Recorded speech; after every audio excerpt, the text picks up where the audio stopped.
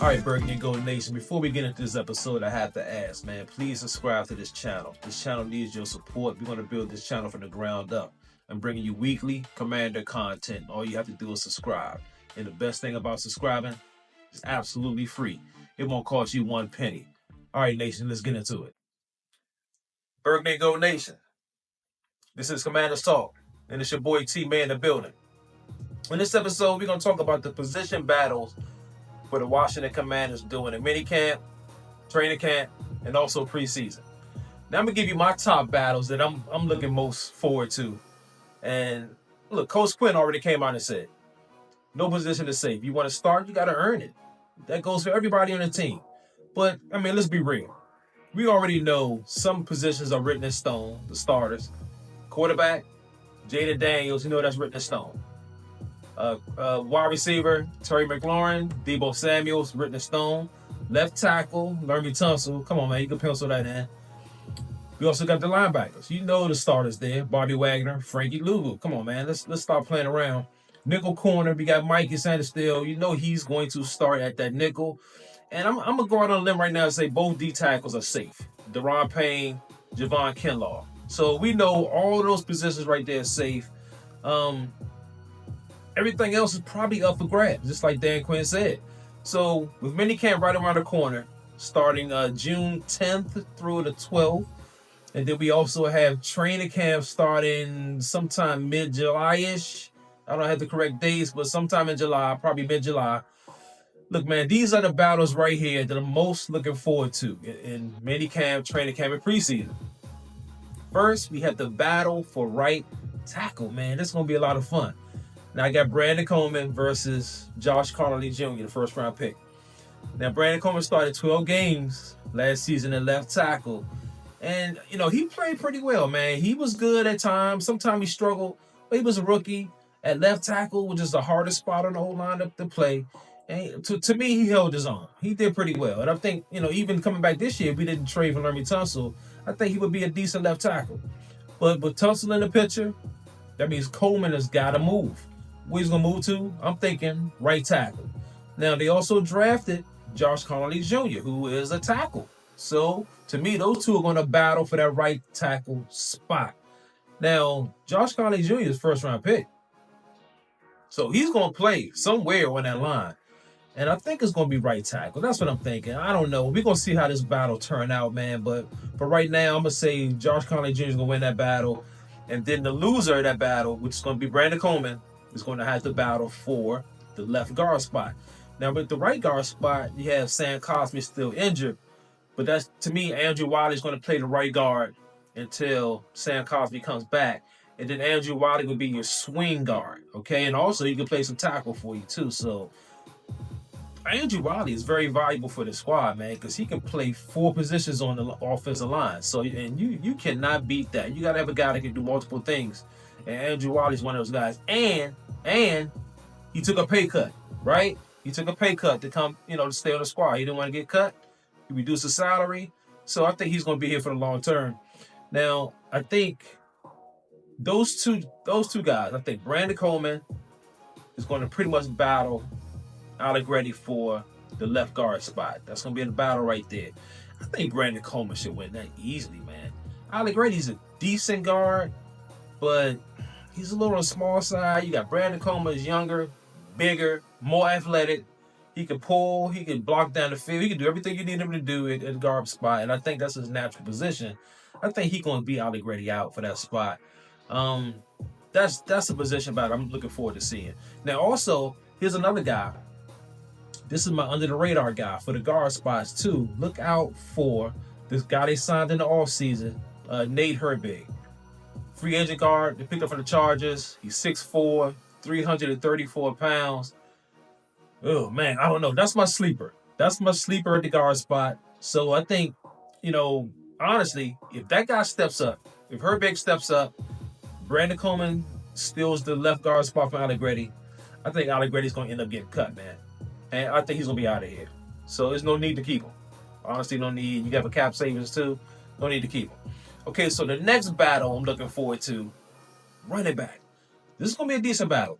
Now, of course, you got B-Rob versus Krosky Merritt. All right. Now, Ja'Cory was a 7th-round pick. B-Rob is the starter from last season. And the coaching staff and Cliff Kingsbury, they have faith in B-Rob, man. And I have faith in him too. I think B-Rob is a decent running back. I think he likes that breakaway speed, but he has hands too. He can catch the ball. He can get you those tough yards. He just got to get in the end zone more. And I think if he can get you, finally, hopefully get you his first 1,000-yard season in his career, then I think you got something kind of decent with B-Rob. So last year, B-Rob had 187 carries for 799 yards and 8 touchdowns. That was pretty decent, but then, of course, the injury bug creeped in and he started struggling. So I think this year might be his year for his first 1,000-yard season. They drafted Ja'Cory Krosky-Merritt in the 7th round. Now, I think he has something to prove. He got railroaded by the NCAA. And if you don't know that story, I suggest you Google it, man. It's a sad story how they did him. But I think he's going to come in with that chip. He's going to demand touches. He's going to demand the ball early in preseason and training camp and even in minicamp. He's going to demand those touches. So I don't think he's going to beat out B-Rob. I really don't. But I definitely think he's going to beat out one of the backer running backs. He's going to definitely beat out one of those dudes, Jeremy McNichols or Rodriguez. He's going to beat out one of those guys. So I think for right now, I'm thinking B-Rob is safe at the starting running back spot. Okay, so the next battle I'm looking forward to is the slot receiver spot, right? Jayden Lane versus Luke McCaffrey. This is going to be a good battle. Man, it's going to be pretty good. Now, this one is intriguing for me, all right? So, Luke has got to step his game up, period. He has to, man. And I swear, I don't understand what the problem is with Luke. He actually gets open. He gets off the line of scrimmage well. He has good hands. I just don't think he has the faith and the trust and the confidence from Cliff Kingsbury and Jayden Daniels. I just think Jayden Daniels don't give him the targets because he don't trust him enough. So I think this preseason and minicamp and training camp has to be the time where Luke has to earn that confidence from Jayden Daniels. If he can earn it, I think Jayden Daniels will feed him more. I think the boy can play. I think he can play, and he has good size. He's 6'2", 198 pounds. But for some reason, he just don't get those targets. So that right there gives this guy, Jayden Lane, a chance to sneak in and steal that slot receiver spot, man. I think, this is opportunity.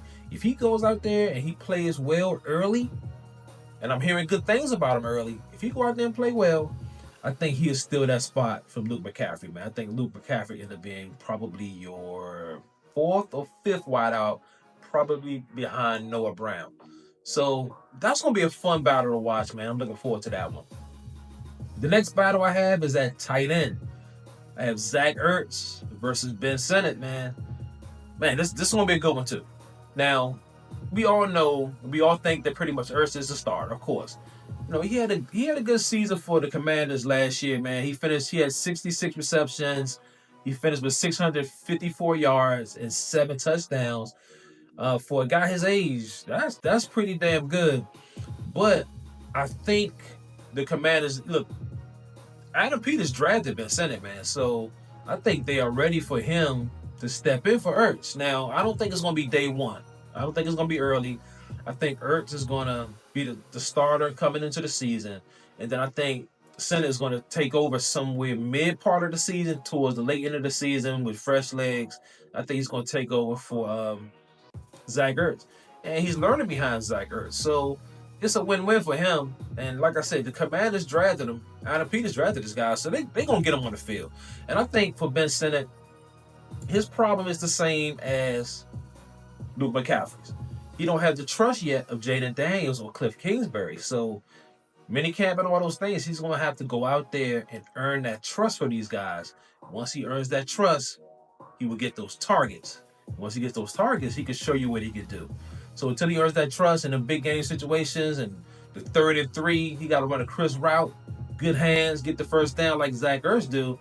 Until then, he's gonna be on the bench, man. He's gonna be sitting on the bench, eating sunflower seeds. He's not gonna get it done. So hopefully, he'll step up and get it done. Now the next battle I have, this is gonna be a good one too. Cornerback. Jonathan Jones versus Trey Amos. Whew, this is gonna be a good one, man. Now we all hope that Marshawn Lattimore can return to his old form as that true lockdown corner. That's what we're hoping. Hopefully the hamstring injuries, the soft tissue stuff is gone. He's not at the OTAs. Kind of pissed me off about that, but that's a whole other story. I'm not gonna worry about that. Listen, man, I'm hoping that he's rehabbing, he's getting that hammy ready, and when mandatory stuff start, I'm hoping Marshawn is out there flying around looking like his old self. So if that's the case, we have the battle for the cornerback spot opposite of Lattimore between Amos and Jonathan Jones. This is going to be a good battle, man. I mean, listen, they drafted Trey, man, in the second round. So they got high hopes for him. And the guy's big, he's physical, he's tough, he can hit, he has speed. He has everything you want in a cornerback, right? So then you have Jonathan Jones. He's the vet, right? He's seen it all. He's seen all the different receivers. He covered a lot of guys. Now, his stats still jump off the charts at you, right? But he's tough. He's physical. Yeah, he is small. What they have? He's 5'9", 185 pounds. But like I said, he's physical and he adds toughness to this defense. And that's what Joe Witt loves about this guy. Last season, he had 58 tackles, 2 forced fumbles, and he didn't have any picks, 0. So that's a little concerning. And I'm not sure why he didn't have the picks. I don't know if he just wasn't targeted enough or wrong place, wrong time situations. I don't know. But this is going to be a pretty good battle. And I'm hearing that Trey Amos is already turning heads at the OTAs. I'm hearing that he's looking pretty good out there. If he keeps doing that, he'll be starting opposite Lattimore for sure, man. So listen, these are the 5 positions that I'll be watching closely, especially during training camp and stuff, man. I'll be looking at these 5 battles really close. And I'll keep you guys posted, too, who I think has the upper hand in these battles. All right? All right, Nation, let's end this episode, man. I appreciate y'all chiming in. Man, get in that comment section. Let me know which training camp battles are you most excited for. If it's something I missed, let me know in the comment section. Also, man, you can bang that like button, bang the notification bell. Man, please subscribe. This channel needs your support. And if you can, donate to the machine. If you made it to this episode, I owe you a drink, baby. Salute.